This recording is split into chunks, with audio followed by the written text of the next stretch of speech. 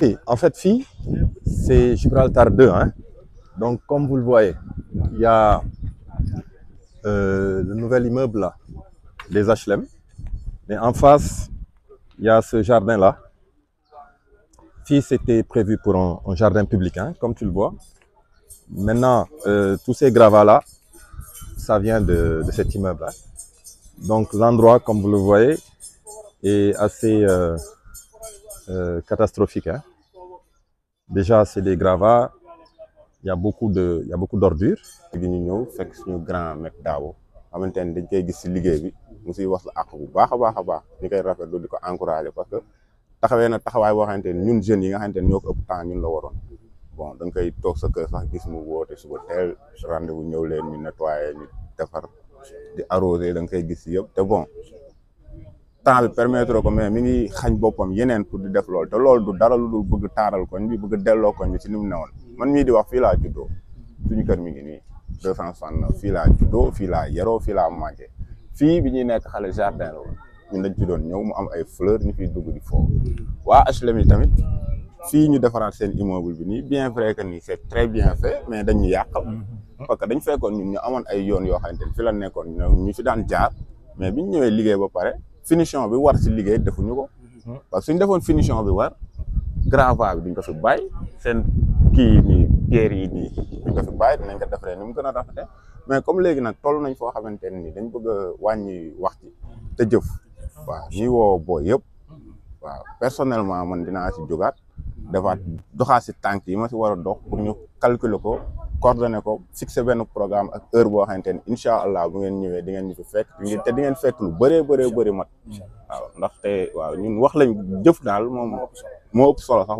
du ma xaar kenn si dara yenn coins yi sax commencé nañ ko arroser def fa ay jardin man je trouve que ne loolu mooy solution boo defee jardin dootuñu fa tuur gravaay dootuñu fa saw te dootuñu fa def yenn yi te ñu ngi ñaax tam waa HLM ñoom ñuy ñëw dëkk si fii lii nii yëpp ñoom la maanaam amaana ñoom buñ ñu jàppale woon fekk si ñu si liggéey bi dinañu mën a sax au moins yeggali finition bi saawaay di wax parce que comme ñoom neewuñu fi ñun ñoo fi ne ñu outillé ñu jàppale ñu dindi yii yëpp jëm fi def jardin parce que sinon ñun fi nañ dëkk yàgg nañ fi dëkk après bordel lay doon ba pare day andi insécurité deux xam nga environnement bi day yàqu jardin la fii ndox mi soriwul boo saxalee garab day jóg macha allah loolu daal moo doon solution bi aussi les urines et tout hein, l'endroit est vraiment irrespirable hein.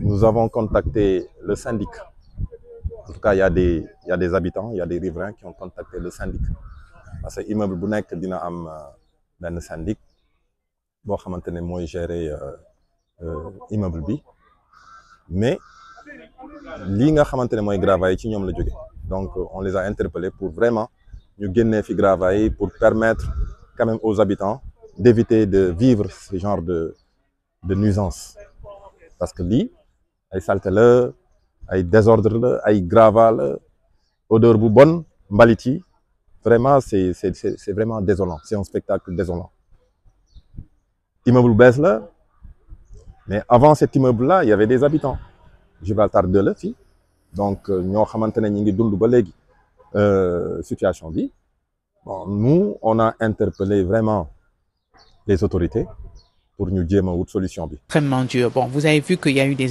aménagements, de beaux aménagements, mais on ne le sent pas. Il y a eu le tracé du BRT qui est protégé du reste. Bon, nous, on est un tout petit peu excentré du côté de Gibraltar parce qu'on n'est pas directement sur le boulevard, mais les habitants vivent ça très mal en termes d'insécurité, d'assainissement, de propreté. Voilà, à tout point de vue. Bon, même aux alentours de Auchan, vous avez vu maintenant, c'est pratiquement un garage, un parking de tchak-tchak, de taxis, etc. C'est véritablement la pagaille et l'encombrement partout. Aux allées du centenaire, je pense que leur vie sociale a complètement été perturbée. Nous autres qui sommes encore à Gibraltar, essayons d'être les derniers résistants. Dans ces conditions, difficile même de recevoir des invités lors des cérémonies familiales. La visite, ça se fait pendant la nuit, hein, mais pendant le matin, pendant la journée, nous n'avons pas de visite. Mais ils vivent dans le désarroi, ils sont obligés de vivre avec. ils ont tapé à toutes les portes. Même si on a un décès, pour le faire sortir c'est tout un tas de problèmes. Et vous avez compris que c'est ça qui a été à l'origine de la naissance de notre association. Ce genre de désagrément, ce genre de nuisance. Et c'est excessif. Pendant les grands événements comme la Korité, comme la Tabaski, c'est beaucoup plus visible. On est carrément envahi avec tous les attributs, tous les codes d'un marché. Les petits parasols, les cartons, les vendeurs à la criée, les haut-parleurs. Pour trouver une solution à cette situation, de bonne volonté ont mis sur pied l'association And Deferat Centenaire et Gibraltar. Nous essayons avec les autorités, en tout cas de les sensibiliser. Nous voudrions les sensibiliser sur la question pour qu'on réorganise un tout petit peu et que les populations et les personnes de tous âges, vous avez encore des retraités qui ont décidé de vivre ici, qui sont là avec leur famille, ou les non-retraités puissent vivre avoir un cadre de vie tout à fait acceptable. On est fatigué, ça fait depuis 24 ans, 23 ans si je ne me trompe pas, qu'on est en train de souffrir. Focus est mis sur la sensibilisation des autorités. Nous essayons et nous n'arrêtons pas de sensibiliser, de vouloir sensibiliser les autorités, ministère de l'Intérieur, préfecture, gouverneur, mairie, cadre de vie, ministère de l'Environnement. D'ailleurs, j'oubliais le commissariat de la Médina, qui est vraiment un partenaire, un excellent partenaire et qui intervient régulièrement lorsque nous faisons appel à lui. Nous avons créé une association et que nous tapons à la porte de nos autorités politiques et administratives, c'est pour obtenir un déguerpissement total. J'ai bon espoir que nous pourrons en tout cas trouver un consensus pour mieux vivre tous ensemble autour des centenaires et redonner surtout aux allées du centenaire, qui est maintenant le boulevard Mamadou Dia, quand même toute la sérénité, toute la noblesse, toute la grandeur qui sied à son statut aussi bien urbain et également à son statut historique. Avec l'arrivée des nouvelles autorités, dont le credo et le Djoub Djoubal Djoubanti, l'espoir d'un environnement meilleur renaît chez les populations des allées du centre.